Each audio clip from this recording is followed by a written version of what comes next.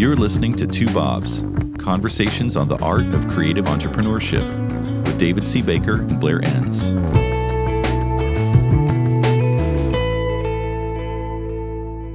David, our topic today is, are you ready to add a minority partner? Where did this come from? Haven't we talked about partners already? So you start a podcast by questioning the topic. This is going to be great. Is there any other way to start a podcast? What were you thinking, Baker? We've talked about partnership. I think we talked about how and when to think about adding a partner and so on. So I do a lot of this work, and what I'm doing here is I'm just peeling off the very beginning of that work and saying, yeah, I can help you add a partner. I do a lot of that stuff. But are you ready to add one? So this is sort of like, don't call me unless you're really ready to add a partner. And this is my way of screening out new business calls, because the question of whether you're ready to add a partner is very different than how to add a partner. And there are some pretty quick tests to determine where you are on that spectrum. You answer these questions, said, yeah, now I really know I'm ready. Or, oh, I guess I'm not quite ready. That's kind of what I was thinking about. Okay, so you have clients who are agency principals who are 100% owners, and they reach out to you and say, hey, I'm thinking of adding a partner, and I'm guessing it's typically an employer, a senior member of the team. Is that correct? Yeah, right. Who is nagging them? This first came up in an interview, right, at the beginning, and you kind of foolishly said, oh, I'm always open to talking about that, right? Yeah. And they remembered that. You don't, but they remember that. And now the chicken's coming home to roost. And you actually feel really good about this person. And you definitely want to think about adding them, but you're not sure. And you jump right to, okay, how do we do that? Instead of stopping and saying, hey, are you sure you're really ready to add a partner? Because there are some ways that you could check this first. You don't have to pass all of them, but if you pass most of them, then we talk about how to do it in a way that maximizes the opportunity and minimizes the risk. But this is all about, are you ready? It's sort of like, are you really ready to marry that person? Like, let me ask you some questions. The first agency I went to work for, I was 22 years old. And in the interview, the owner said his plan was ultimately to begin to sell the business to the employees. I was only there 2 years before I moved on, but within that 2-year period, so I'm still in my early 20s, at some point I was having a conversation with him and the topic came up and I said to him like, hey, man, I thought you were going to sell this thing to us. and he laughed at me. Now looking back on that, I think, well, that's ridiculous for me to think that it was in that time frame. But it was just this kind of offhanded remark that he made in the interview that was overblown in my mind. Mm-hmm. Yeah. So I guess the first lesson that I'm taking away from this is be careful about that comment about, yeah, I'm open to you being a partner someday. Be really careful about opening that door at all. Is that fair? Yeah, it's very fair. Yeah, because to you, it just seems like, oh, yeah, of course. I mean, anybody, you're a risk taker, you prove your value, you're willing to pay up. Absolutely, I'd consider that, right? But they don't hear all those other things that come along. They don't hear about the risk and the money and all that stuff. But eventually, some people rise to the top. These aren't just the great doers and makers. These are the people who think like owners. And you either don't want them to leave or you want to honor their commitment to the place or whatever. And you're excited about adding somebody generally, but you haven't thought about whether you're really ready to do it. There are some ways to test that pretty quickly. That's the subject. Okay. So you've got a list of 8 points here that are essentially tests of your readiness to add a minority partner. Is that right? Yeah, exactly right. The first one is, are you ready to make this public? So a bunch of times I'll work with somebody and they apparently are very excited about doing this. And then at some point in the conversation, it comes up that, okay, like we don't really want to make this public, but I want to satisfy this urge that they have. I want to make sure they don't leave. It's like, oh, wait a second. You don't do that. If you're asking somebody to marry you, you are darn proud of this. You stop people on the street. They don't care about you at all, and you tell them about this. That's how proud you are of this. If you don't feel that way about a minority partner joining you, you're not ready to do it. You want this to be a public anointing. You can't wait for people to hear about this, and you're not ashamed at all. It's like, oh, this is great. That's the first check in your mind. Do you ever encounter these like silent partners that are team members that they own a piece of the business and they're trying to keep it quiet. No, I haven't seen that. But there are a lot of kind of silent partners. Sometimes it's like the spouse of the primary owner who's the operator.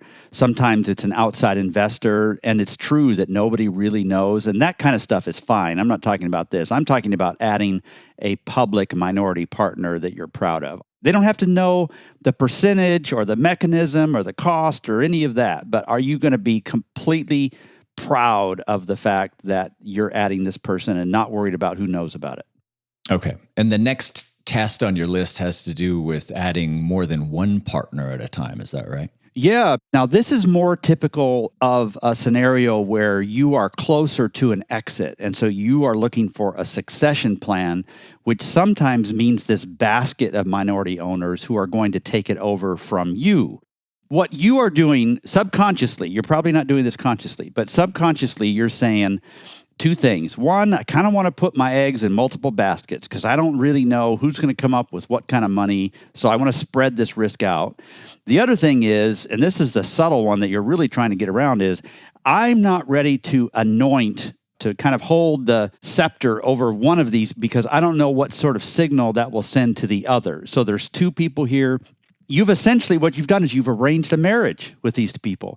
And these two people, they wouldn't meet at Starbucks if they weren't working for you and say, let's start a business together. No, they just happen to both be working for you, and you want to spread the risk out, and you're not sure you really want to pick a lead one. And this isn't always the case, but in most cases, you need to be comfortable picking a lead buyer or a lead partner who will then assemble his or her team and decide who else is going to be on that. That isn't always the case. But if there's more than one, then you do need to at least have the private opinion that this is the lead person, and hopefully be transparent about that with them as well. I don't know that we can emphasize this point enough based on what I've seen over the years. And I would put all ESOPs into this category, where any employee of a certain tenure typically has the right to buy in.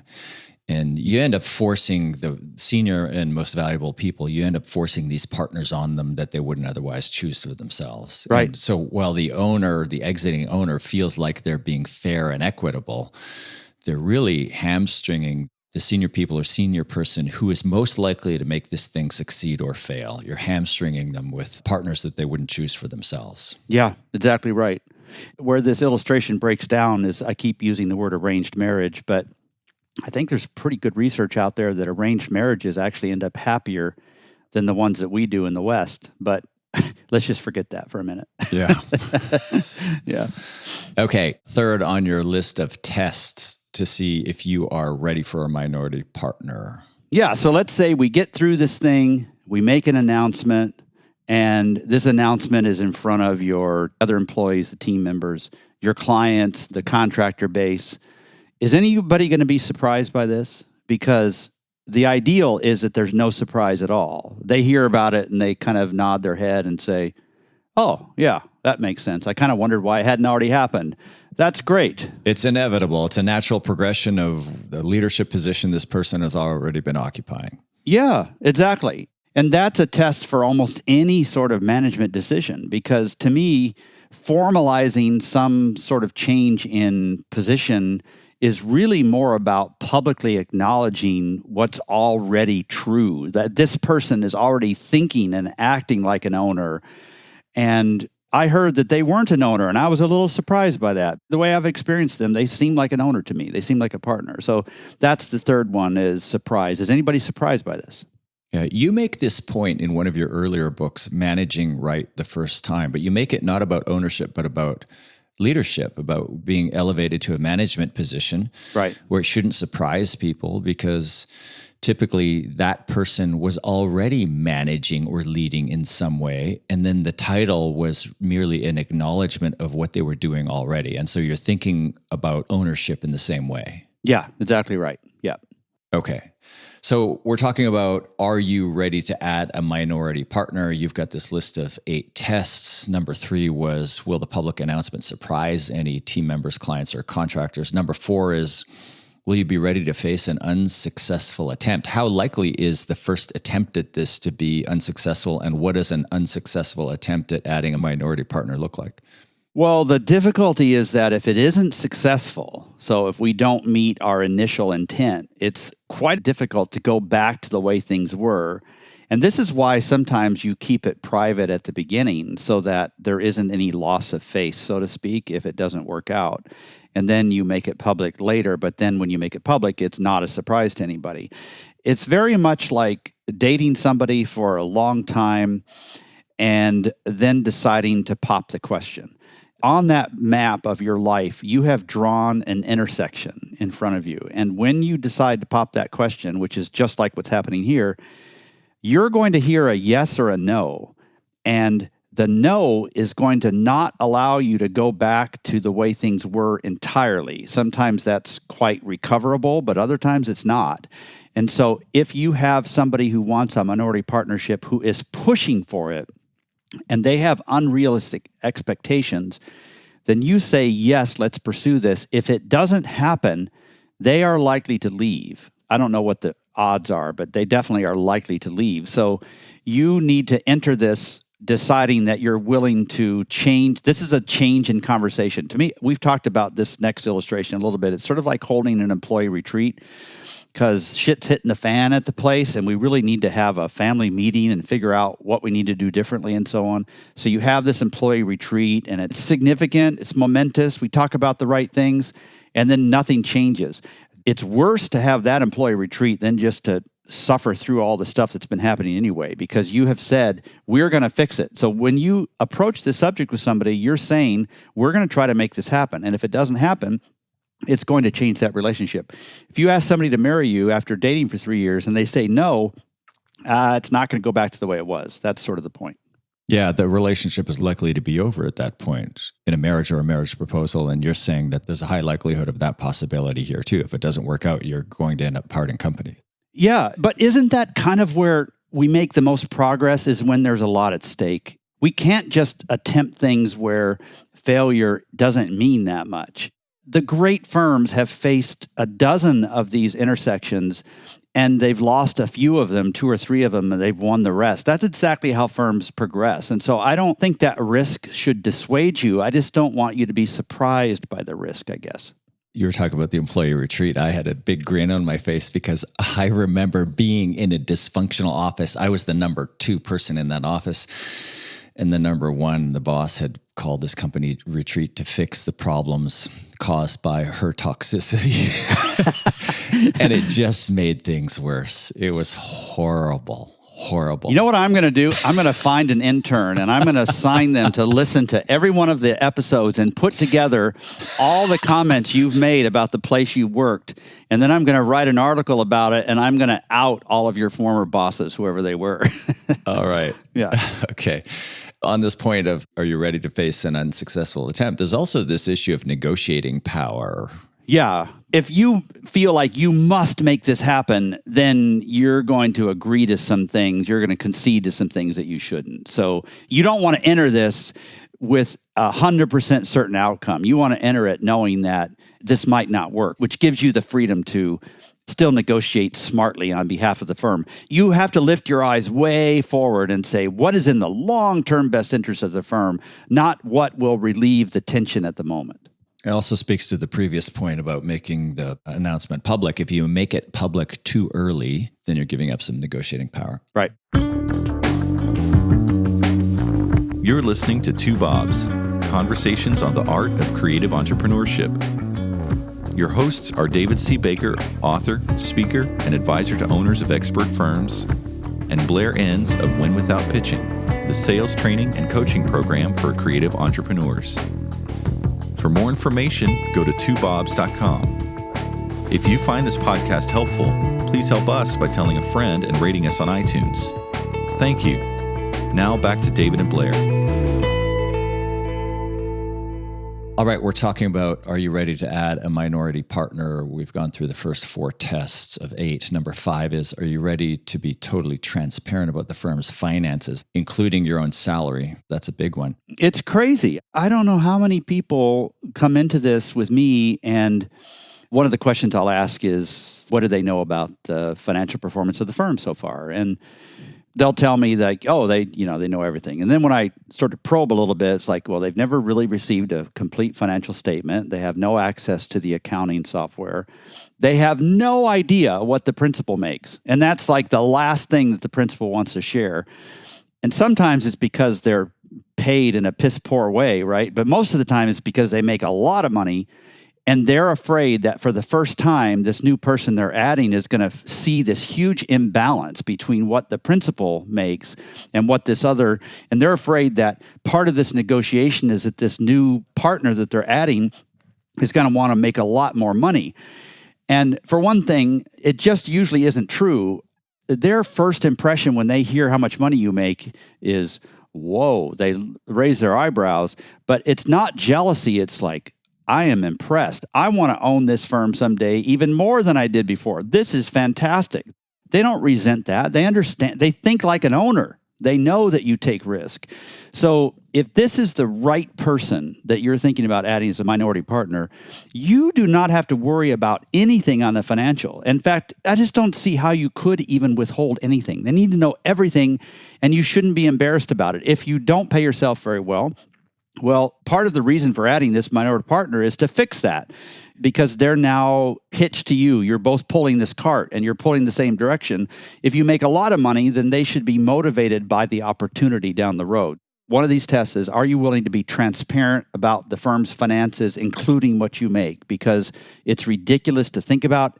It's ridiculous to marry somebody and have, I'm going to make some people mad here. I think it's ridiculous to marry somebody and not combine your finances.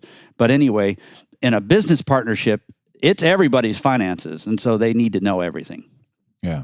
And you're saying this is a critical anxiety. It's felt by a lot of owners, and it's usually misplaced. Yes, exactly. It is. Okay. Next point on the list. Are you doing this without overreacting to some pressure you feel? What kind of pressure would that be? That the person's going to leave if you don't do it. So that's the wrong reason to add them as a partner. You're afraid they're going to leave, so you give up some ownership. Yeah, but it's kind of tricky because you don't really want to add an owner who's not entrepreneurial and pressing for this. I mean, that's exactly the kind of person you want to be your partner. But if it's being held over your head as a club that if you don't do this, I'm going to leave, well, that's not the spirit of partnership that you're looking for. But if this person has a deep entrepreneurial itch and they've demonstrated all kinds of commitment to the firm and the firm is better off because they are there, then you really want them to need this, to drive for it, to push for it, but not to cross that line where they're going to use it as a club and just say, listen, if you don't do this, I'm going to leave. That makes me nervous. So there's this optimal amount of pressure where they're pushing for it. For instance, on one side of the spectrum, you would never add somebody as a partner who wasn't asking for it, who wasn't pushing for it. That would make no sense at all, because that's an indication that they're not much of an entrepreneur. But if somebody is pushing too far and using it as undue leverage, that's wrong too. So there's something in the middle here, and you want to make sure that you're not overreacting, because this person, they're incredibly successful in how they've helped the firm, and they are enough of a cultural fit that you don't feel much pressure about that.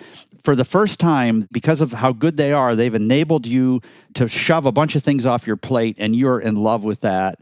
But that can't in turn be turned around and be used as leverage. Just an honest acknowledgement of the value they're bringing to the table, but you shouldn't feel like this is a hostage negotiation. That's the point.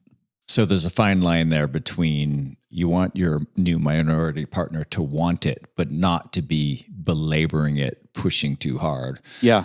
There's something to be said for having your incentives aligned with the incentives of that key team member who you're considering for partnership, right? Yeah. Because sometimes if they don't have P&L responsibility, then their incentives might be towards the top line, and you want to reorient them towards profit. Well, you've probably seen this in sales too, where you'll see some people who really, they just want to be able to call themselves a partner, and they don't care if it's 1%, fine. I don't care. I don't even care about the money.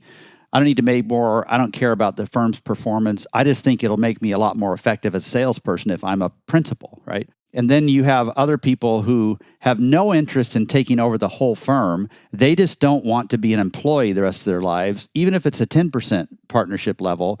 They don't have many ambitions beyond that. That's fine as well. Then you have somebody who says, and this kind of leads to the next point, this 5%, 10%, this is not the end. This is the beginning of something. And I want you to know that I should be in the consideration set for the succession plan. And it's okay to have all those different steps along the way and different motivations. Just make sure you understand them, right? So this is your next to last point, which is be ready to talk about what, if anything, comes after this first steps. And the idea is, as you just said, it's not the end. You're now really opening the door to the only thing that's further down that hallway is increased ownership, right? And maybe ultimately taking it over. Yeah, and a lot of that depends, of course, on where you are in your career path compared with where they are. Let's say that you're a lot older than they are. You see yourself phasing out before they do. Well, then that's a natural lead into a succession plan. Let's say they're older than you and they also are at a time in life where they don't want to take on a lot of financial risk. They just want to be a 10% partner. Understanding that, and all of those reasons are quite valid. But if this person views this as the first step of many, if they don't bring up the question, then it doesn't ever have to come up. But many of them are going to say, okay, what's going to happen after this? I know there are no promises, but we at least ought to draw the target, load the gun, and cock it. And then all we have to do at that point is pull the trigger if we're going to do something next. So as the majority owner, you just need to be prepared to answer that question. What is the next step? Or what happens if they change their mind and move on?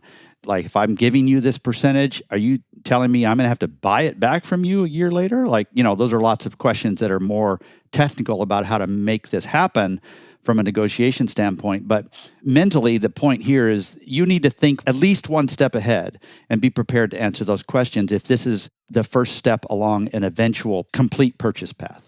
I think it's great to hear that point. I wouldn't have previously considered that. And I guess more importantly, our listeners probably want to know, how much time do you spend coming up with these metaphors of cocking the gun, pointing it at the target, raising the scepter over somebody's head? This is like a full-time job. Throwing weak kids off the playground, dragging something back to the cave after killing it.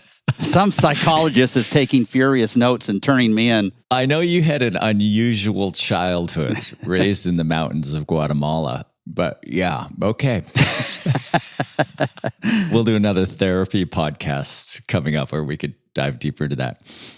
8 tests of, are you ready to add a more minority partner? We're on the last one, test number 8. What is it? We've touched on this before, but would this exercise, if you do it well, is it really just formalizing what's already true?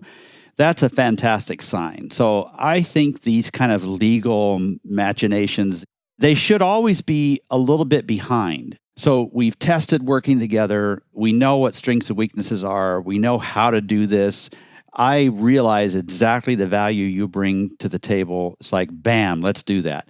That's a very different perspective than somebody who doesn't work for you but wants to come in as a new employee and bam, out of the gate wants to be a partner. That's a different story. And that it doesn't mean that that's always wrong or anything like that. But this kind of a thing, what I'm talking about here is sharing minority partnership with an existing employee.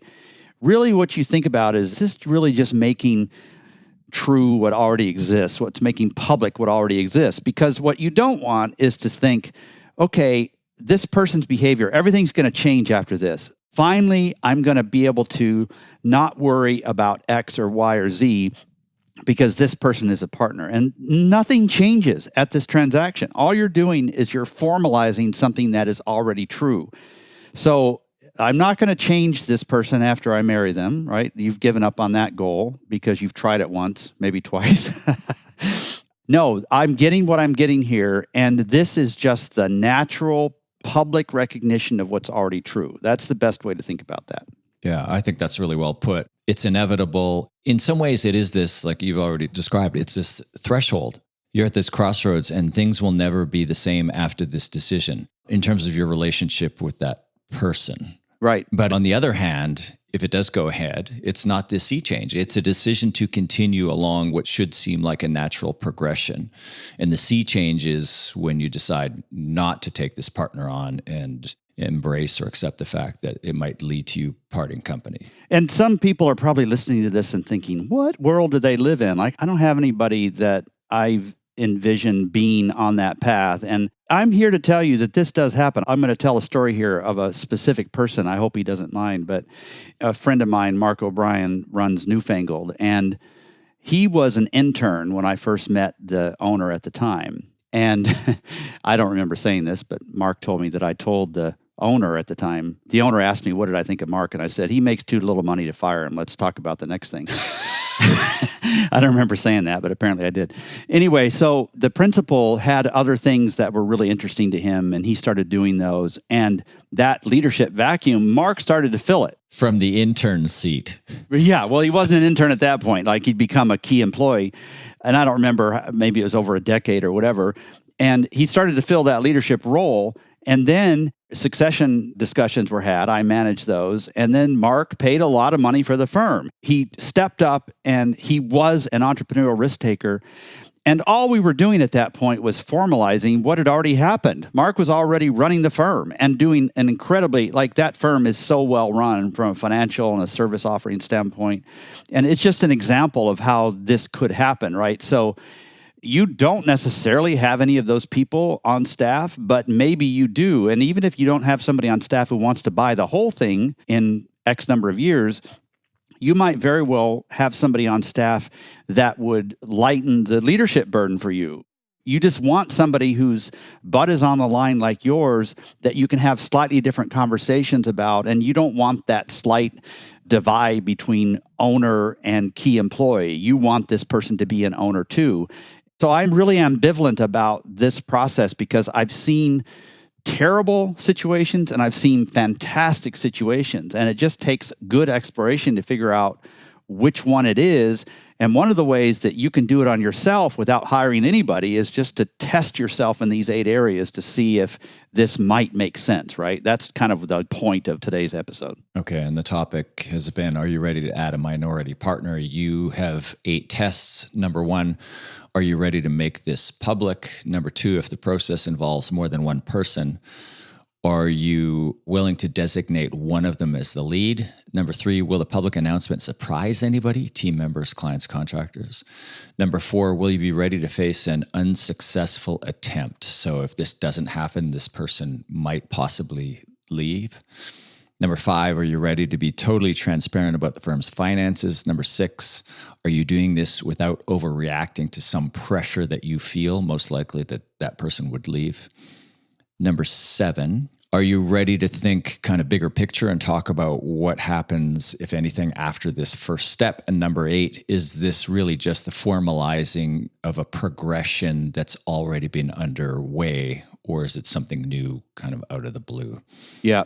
I was skeptical, David, that we had anything to add to the partner conversation, but I actually think we could probably go deeper into this subject, not the subject of are you ready, but how to do it. Right. Unless you correct my faulty memory and tell me that we've already talked about that. No, this stuff is so fun to talk about because you imagine the joy that the principal feels when they've successfully brought on board a partner and they feel great about the process. And then imagine how that changes the family tree generations later because somebody became part of an ownership group. Now, there's obviously the flip side where it doesn't work well. Yeah. But that changes people's lives. And you look back on the highest and the lowest moments at a firm, they almost always relate to partnership, either great or really shitty. It's not the clients, it's not the employees. It's like the quality of the partners. And so there's so much potential here for good and for bad. Yeah. Good luck, listener. Thanks, David. This has been great. Thanks, Blair. Thank you for listening to Two Bobs with David C. Baker and Blair Enns. Subscribe and learn more at twobobs.com. That's the number 2, BOBS.com.